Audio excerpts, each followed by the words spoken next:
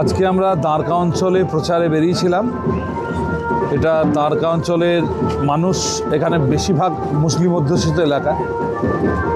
তো অনেক দিন ধরে তাদের ভুল বুঝিয়ে রাখা হয়েছিল। তারা বুঝতে পারছে বর্তমান বিজেপি যে সরকার, পশ্চিমবঙ্গে ডবল ইঞ্জিন সরকার আসতে চলেছে এবং মোদিজির যে উন্নয়ন, সেই উন্নয়নে সামিল হওয়ার লক্ষ্যে, এবং তাদেরকে যে ভুল বোঝানো হয়েছিল যে বিজেপি দল শত্রু দল, সেটা কিন্তু তারা বুঝতে পেরেছে।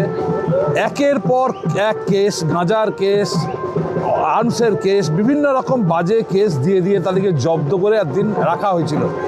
কিন্তু এই মুহূর্তে তারা পরিষ্কার বুঝতে পেরেছে, না, বিজেপি শত্রু নয়। বিশেষ করে আমার সঙ্গে দীর্ঘদিনের যাদের রাজনৈতিক সম্পর্ক, যারা আমাকে চেনে জানে, তারা জানে যে দেবাশিস ওঝা জিতলে এখানে আমাদের কোনো ক্ষতি নেই।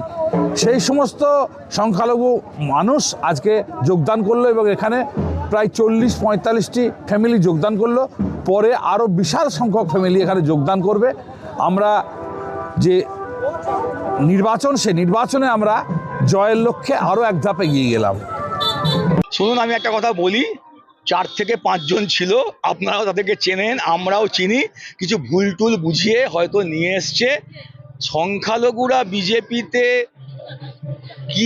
কি পরিমাণ সংখ্যালঘু মানুষদেরকে মোদি সরকার এবং ইলেকশন কমিশন যে অত্যাচার, যে মানসিক যন্ত্রণা।